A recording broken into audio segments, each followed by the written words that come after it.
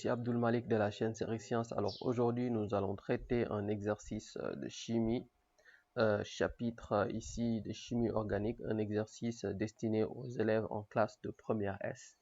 Et donc sans plus tarder, nous allons lire l'énoncé. Bon, avant cela aussi, je vous invite à vous abonner si ce n'est pas encore fait, mais également activer la cloche notification, car dans cette chaîne, nous partagerons avec vous en fait des sujets, des séries d'exercices, mais également des cours en rapport avec les matières, à savoir les matières scientifiques, ici maths, physique, chimie et sciences naturelles particulièrement pour les classes d'examen. Donc sans plus tarder, on va lire l'énoncé.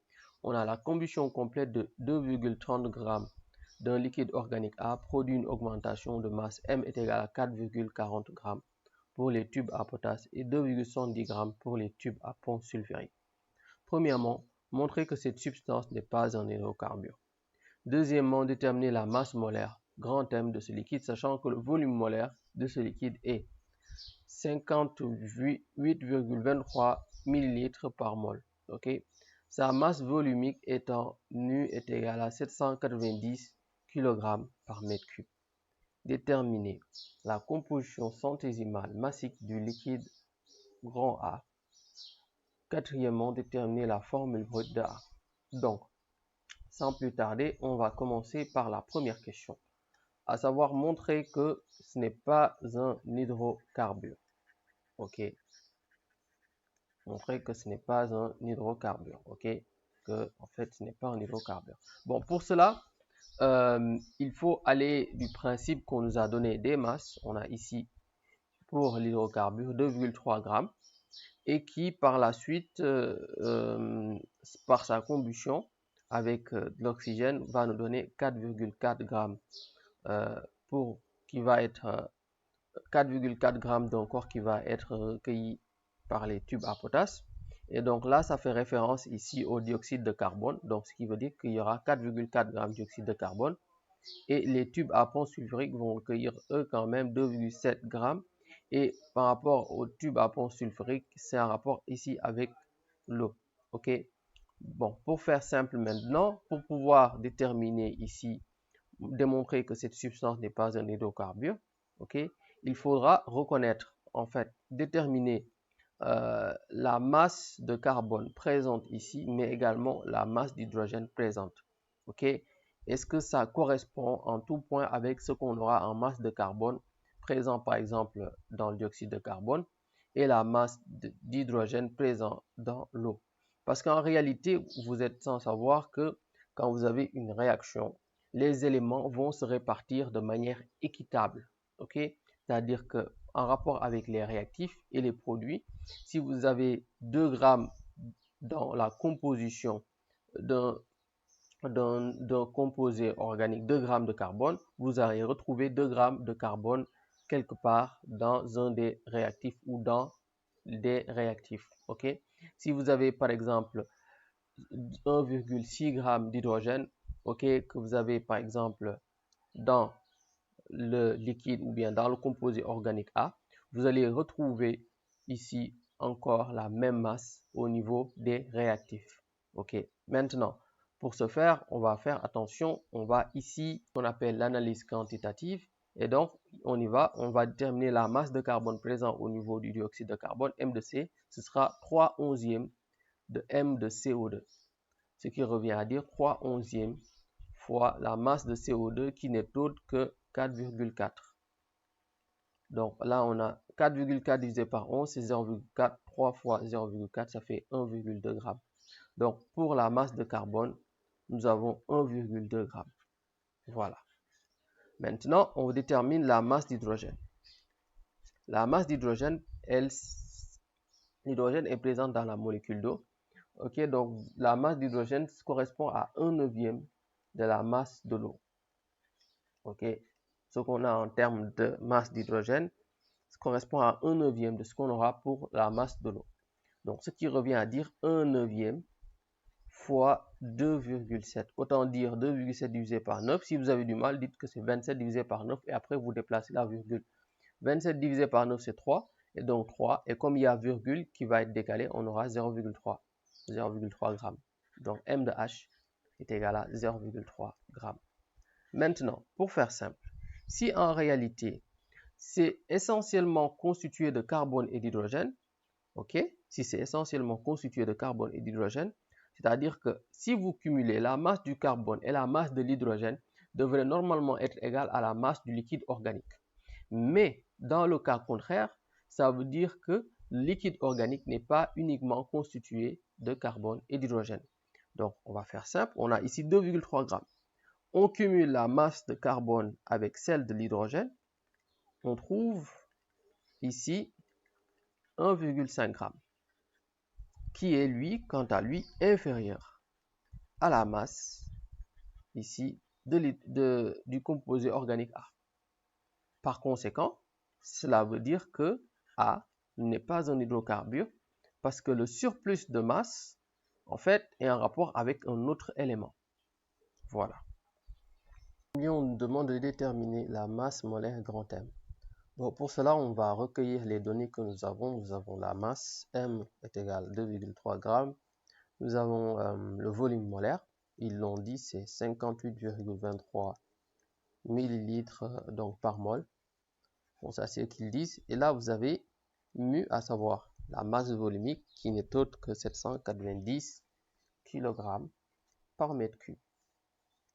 Autrement dit aussi, parce que comme nous travaillons en chimie avec la masse en grammes, ok, kg par mètre cube, son équivalent en grammes, c'est grammes par litre. Ok, c'est la même chose. Kg par mètre cube, c'est grammes par litre, donc 790 grammes par litre. Voilà, ce sera plus simple pour la suite.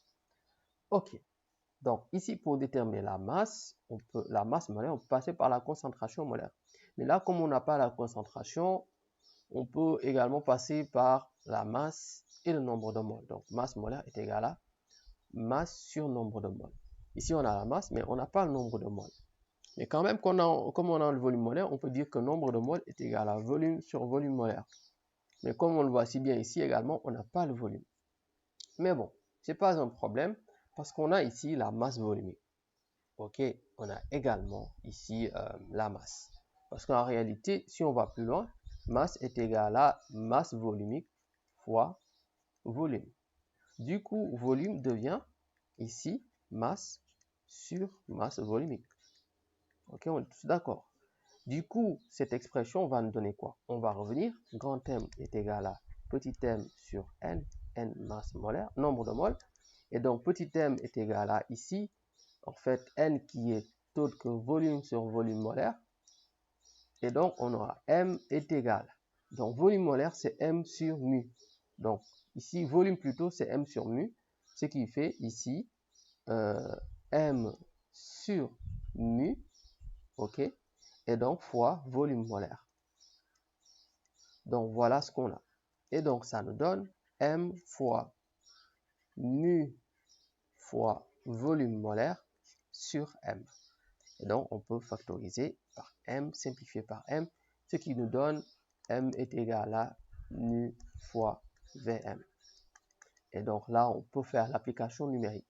Bon, j'oublie également, il faut déterminer le volume molaire en litres. Donc là, déjà, on a 790 grammes par litre. On aura déjà 790 fois 58,23 millilitres en convertissant en litres, ce sera 10 puissance moins 3. Donc 58,23 10 puissance moins 3 pour passer de millilitres à litre. Et on fait le calcul. En faisant le calcul, on trouve grand M est égal à 46 à peu près. Voilà, on trouve 46,007. Voilà, quelque chose comme ça.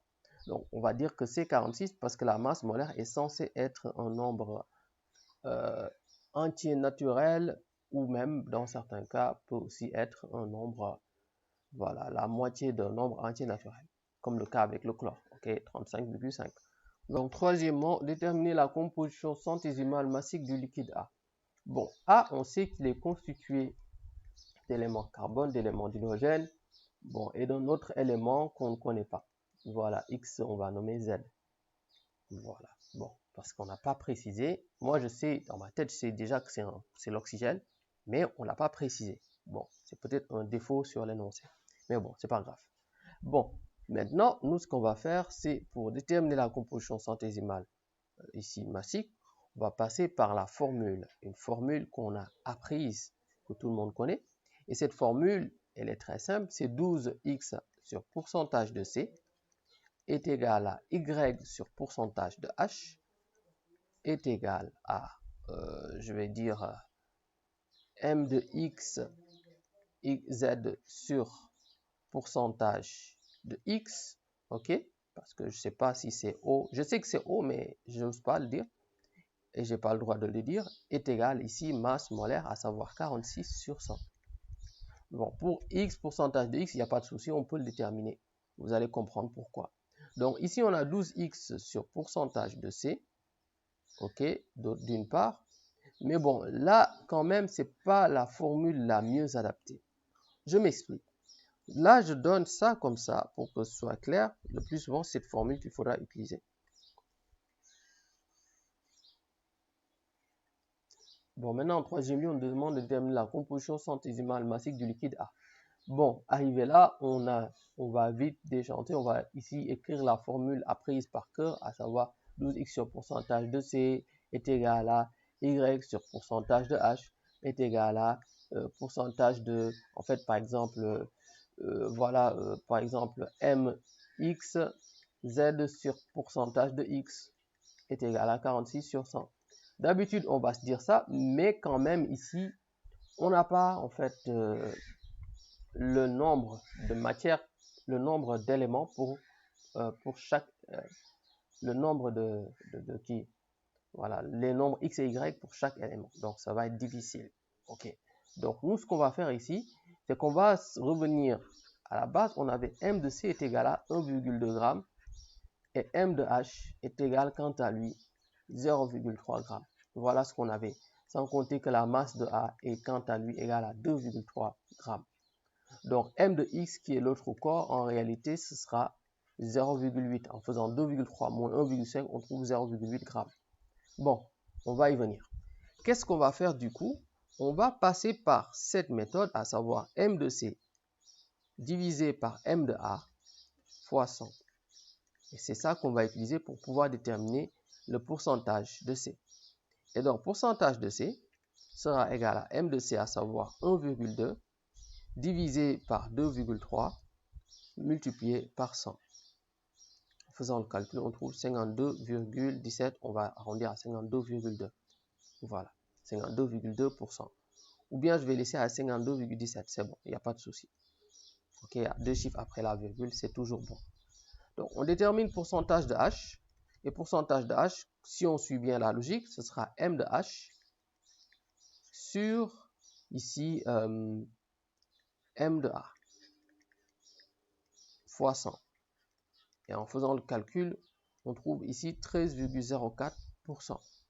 Maintenant, déterminons pourcentage de X. Et pourcentage de X, ce sera 100 moins M, pourcentage de C plus pourcentage de H. Donc, c'est ça qu'il faudra faire. Bon, je vais l'écrire ici, comme ça sera plus propre. Pourcentage de C, on trouve 52,17. Pourcentage de H, on trouve 13,04. Et pourcentage de X, lui, on va trouver 100 moins 52,17 plus 13,04. Donc là, ça me fera 100 moins 65,21.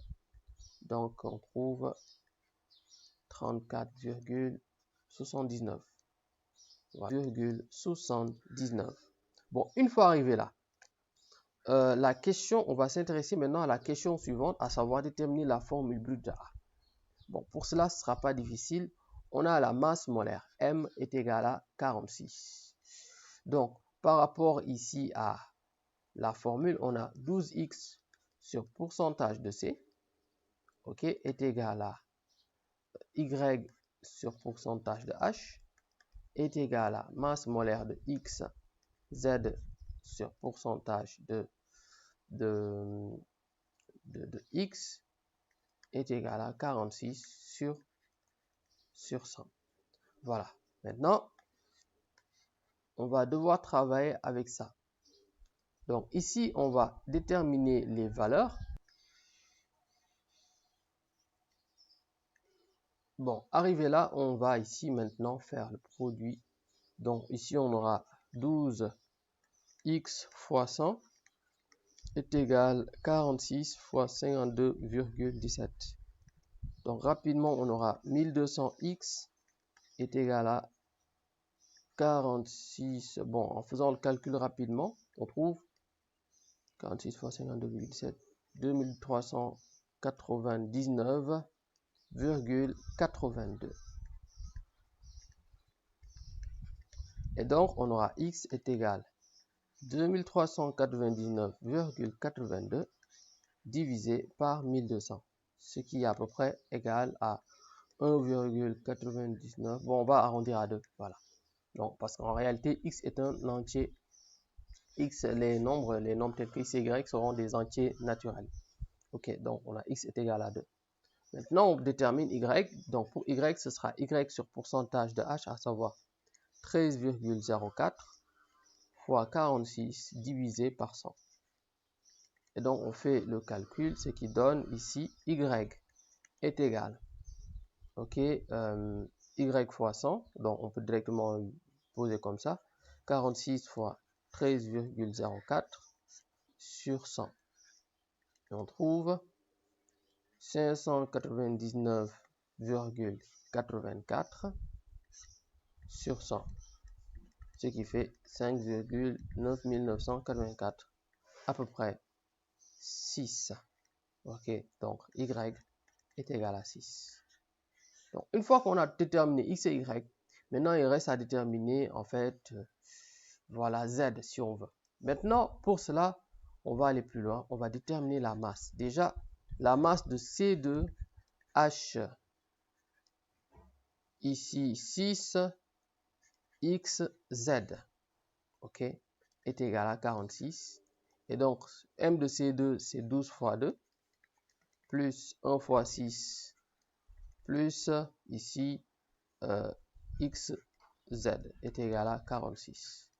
Bon, finalement, on aura 12 fois 2, 24, plus 6, ce qui fera 30, plus XZ est égal à 46. Et donc, XZ sera quant à lui est égal à 46 moins 30, donc 16. Ok?